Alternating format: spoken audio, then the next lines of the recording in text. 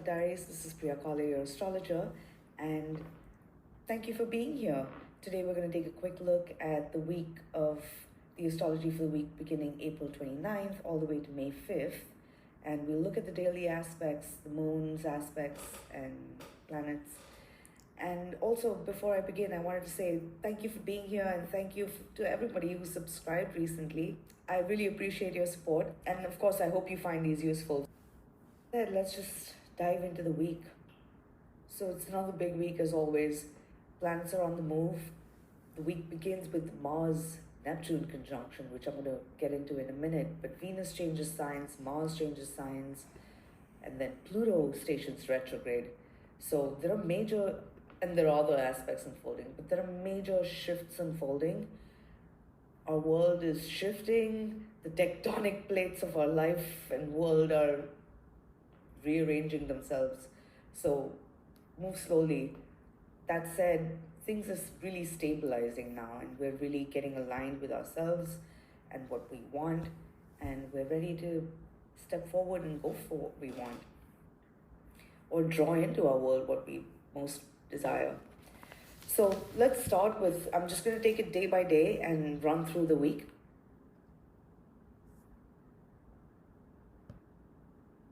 On the 29th of April, Mars is conjunct Neptune, and actually the aspect takes place late on the 28th, just after midnight here in New York. This is the culmination of a long, ongoing story that's been playing out well since February, if not before. But since February, it's really started to, clarify itself. And I've described it in other videos as this symphony that's been playing slowly in the background of our lives, and now it's reaching a crescendo, and you can't ignore what's coming to the surface.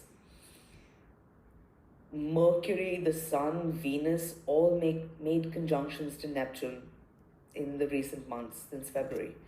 And Neptune this aspect is taking place in Pisces. Pisces is a sign of cosmic consciousness, of divinity, spirituality, of music, magic. It's the infinite void, great void out of which all of creation is born. So this is a very magical aspect. The energy is very mystical, spiritual, imaginative, creative. There's great depth here. We've been through this process of filtering out, our fantasies to seek depth at best. And now, we're past this Scorpio full moon. We're in the waning cycle of the moon, moving to a Taurus new moon on the 7th of May, which is bringing a powerful renewal and new growth and a new cycle. So as we move through this waning cycle with this Mars conjunct Neptune, now we're, really getting clear on what we want. We're releasing the past. We're letting go of toxic cycles and patterns and situations that drain our energy. And we're now, at best, this is a chance to seek depth and really surrender to the magic and infinite potential in the present. Romantic and creative and, spiritual and poetic. So it's all about what we're tapping into and where we're feeding our attention. What you feed will grow. Because there's so much potential here. It's hard to miss at this point. And if you're sensing any sense of lack, then I would suggest that, you move beyond this illusion of lack. It's about how we value what's in front of us, and it's about seeing the magic in our current circumstances, because it's there. Sometimes we just have to allow it to play out. So if you're not sure about something, certainly, as the Mars-Neptune, with Mars-Neptune, I do have to say there's always, I don't want to say danger, but there's always the need for discernment, because it's only our own illusions that cause us disappointment. So avoid assumptions, seek clarity, trust your intuition, seek clarity, but avoid assumptions. And if you're not sure about something, then once this aspect clears, if there's been a sense of fog over the past week or so, where we're clarifying things, after this aspect on the 29th, as we move further into the week, there's a deep and growing sense of clarity and finding ways forward to manifest what we want. And we're absolutely in the process of materializing our dreams. This is just that last wave in this process before we really hit the ground running. So pay attention to your dreams as you wake up on the 29th, and you're finding clarity within yourself about what you want, what you desire, what's not working for you, what's been draining your energy and you're releasing now, and where you want to feed and pour your attention. So, follow your heart, because on the same day, just hours later, this aspect aligns. This is Venus's final hours in Aries, which is Mars' sign. And hours later, on the morning of the 29th, Venus enters Taurus. And this is great news for everyone.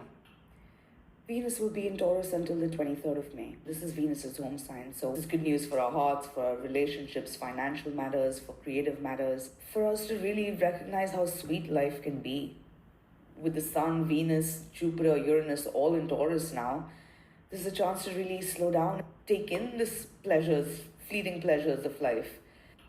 The energy is sensual, and relationships can certainly deepen now. We're deepening heart bonds. Relationships that have felt very fiery or put through the fire can now start to stabilize and find grounding as we find grounding within ourselves and our values. And same goes for, creative matters and financial matters. We're seeing the potential in situations and what's real and what we value. Just pay attention to what you're nurturing. Nurture what you value. Stay connected with your heart as Venus moves through Taurus, because there's gold to be mined and rare treasures here for us.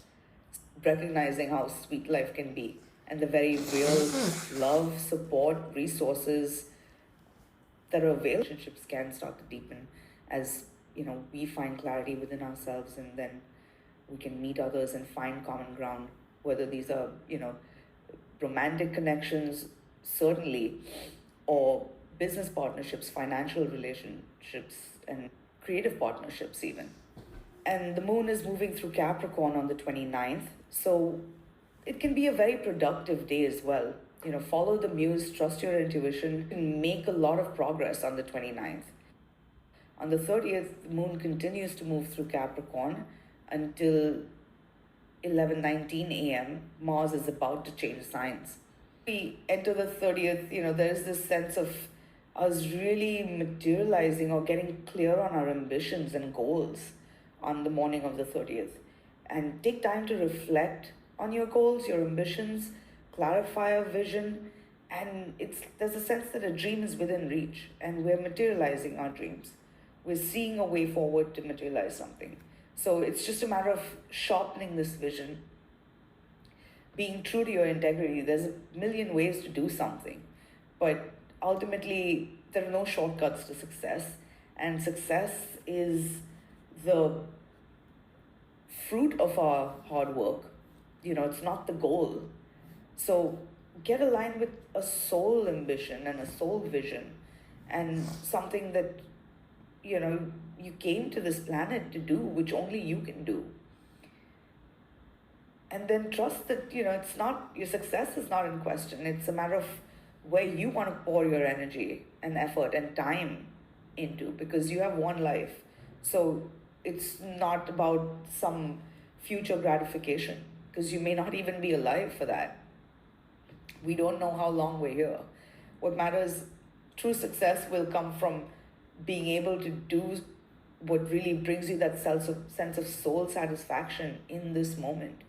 And then trust life will, with that momentum and with that deep sense of purpose and in alignment with your integrity and values, life will back you up and support your dreams, because this is the universe's dream for you. So on the 30th, morning, there's this deep sense of knowing what we need to do next. And then at 11:32 a.m., after the moon enters Aquarius, Mars enters Aries, and the energy is shifting.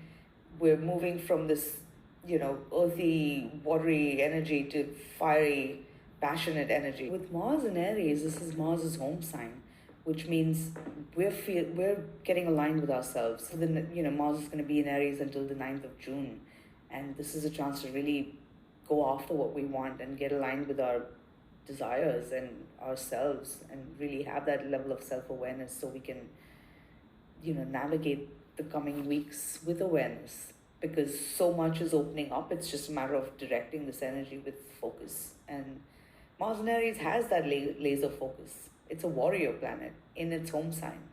So you're working with a lot of energy, but remember, Mars in Aries is also like the child with a knife can be.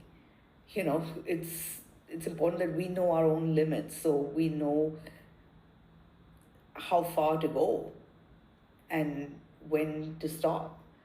So that requires that level of self-awareness, and we've learned important lessons over the past year. Mars has been through conjunction to Saturn, and all the planets have passed conjunction to Saturn. So there's been an important process of growing up and understanding our limits and boundaries. Now we're moving to the next stage of growth, but that self-awareness is called for. And there's a lot more I could say, but I'm just going to move on with the forecast, and if I have time, I'll do another video with Mars and Aries.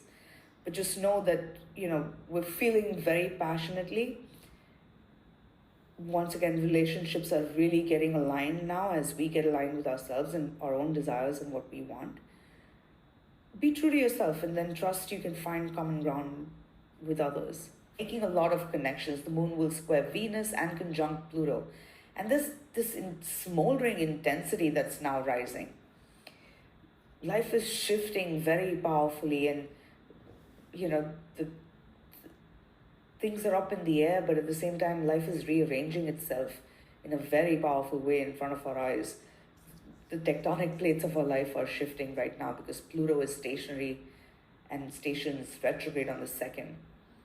So first of all, as Mars enters Aries on the 30th, really get aligned with yourself, because Mars is at home in Aries. So now we've got Venus in her home sign, Mars in its home sign, and this energy is sharp, and we're ready to go after what we want. Or then with Venus and Taurus, wait for what we want, or that perfect moment.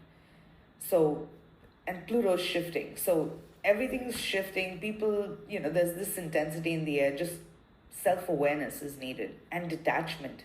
With the moon in Aquarius, there's a need for absolute detachment, knowing what we want but remaining detached from outcomes. So we're becoming aware of our desires, and there's a need to reclaim our power, because you can bring about the change you need now. And the more you can let go of attachment to outcomes, or controlling anyone else, or other people's expectations, or trying to control, people please, or, this is about you and your life. So we're taking back the power in our lives to live our life on our terms. Because on the 1st of May, just after midnight on the 1st of May, Venus squares Pluto, and then also on the 1st, the moon will reach first quarter phase in the morning, and then sextile Mercury. This is intense. This is a pivotal moment. We're turning a corner in our relationships, in financial situations, in understanding our own power and what we value in life, and what, does not matter. And how we're understanding what needs to change within us so we can bring about the change that we need. So life is shifting and shifting gears very powerfully. Relationships are evolving, and this change is coming from inside out. So as we let go of expectations of what something should look like on the surface, and reconnect with what something feels like, and what, we value the most in our heart. Because there are rare and precious treasures here, but it's a matter of that pure process of purification and letting go of the need for external validation for how we feel. So move. as you move through the 1st of May, relationships are a turning point, financial matters, creative matters, but it all comes back to really you and what you value, because there's no right or wrong here. It's a matter of you now, us now finding, our core, digging for our core values. Then we can trust whoever and whatever else we need will gravitate to us, and we can deepen the bonds that align with our values and that are now part of our future, because we're moving the future one way or the other. And the past is past. We can't change the past, but we can learn and grow from it, and it's been a necessary process of growth that we've been in. And there are important conversations, realizations coming through in the evening on the 1st of May. So this could also be a very social time. We may be making a lot of connections. Relationships are certainly deepening. There's a need for detachment, but also to be real with yourself. Then you can be real with others and trust, things are up in the air, but it's only when we can be real with others that we can find that common ground and build on solid foundations that are sustainable for the future. We are in the waning cycle of the moon, and it's about now being honest about what needs to be let go of, so we can clear space for what's starting to grow in the ashes of the past. Energy is smoldering. There's a deep intensity here. Pluto stations retrograde, and now Pluto, is the modern ruler of Scorpio. Pluto is the planet of power, of transformation, metamorphosis. So wherever you have Aquarius in your chart, there's a deep, powerful transformation unfolding. We're shedding skin. We're clearing space. Certainly we're releasing the past, and now we're on a journey of reevaluating where we've been since the beginning of the year. And this goes on until pretty much the end of the year. So it's like we've come so far, and now before we go further, we've got to, clear space, because so we can invite in more of the abundance and love and prosperity and financial and emotional well-being that we desire. For that, there needs to be an unburdening and releasing of the past. Then we can draw in what we desire. And you needn't fear losing anything or anyone you love, or, just let go of clinging, because Pluto's in Aquarius. Pluto asks for surrender, and Aquarius is an air sign. It's a fixed air sign. So this is, think of air. You can't grasp it with your hands, but we need it to breathe and to sustain us. So there's a need for that surrender and to recognize, like breath happens involuntarily. Life is happening, got to trust in life and trust that anything that's changing, or the less we cling, the easier we can ease through a transition. And what's being swept away from our lives is stuff that we don't need. And it may mean that we're looking into the darker corners of our life and seeing things that have overgrown, that we haven't paid attention to. And now, we're seeing the darkness, and it needs to be swept away, because there's so much blossoming. And you don't want, it's like weeding out a garden. So tend to the garden of your life. Acknowledge everything, even the stuff that you feel is unacceptable. It's only in acknowledging reality as it stands can we find the power to change it. And Pluto is all about power, and Pluto stationing retrograde is asking us to really reclaim our power in our lives, especially where we have Aquarius in our chart, to clear space for the future that's now beckoning. Immediately after Pluto stations retrograde, the moon enters Pisces, and the energy gets soft, and then will sextile Venus. So there's really a sense of, relationships are deepening. We're seeing deeper potential in our financial and creative situations as well. But certainly, if there's any sense of loss, or, there may be also a powerful emotional release that's happening. Any sadness or grief, move through it consciously and trust that we are in the waning cycle of the moon, but This is Taurus season, and it's like spring.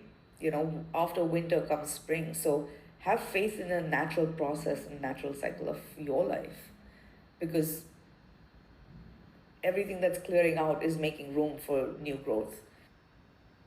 Mars now sextiles Pluto, and we're really harnessing our power to clear away the past and let go of what's weighing us down, so we can invite in more of the love, prosperity, abundance, support that we desire.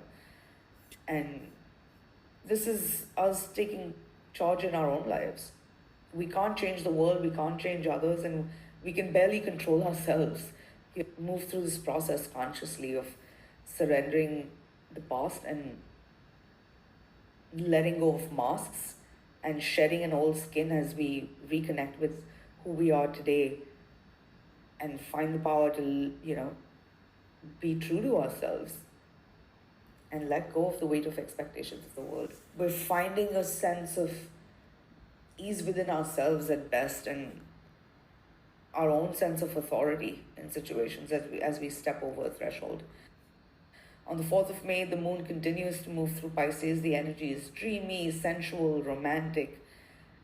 Relationships can deepen at best.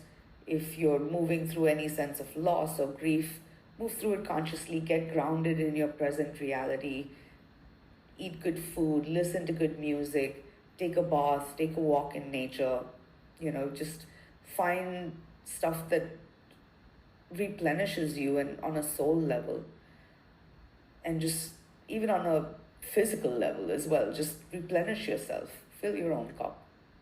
The moon will sextile Jupiter, conjunct Neptune, and then enter Aries. So the energy shifts from dreamy Piscean energy to more fiery, passionate Aries energy. There's a sense of us waking up to what needs to happen and what needs to change.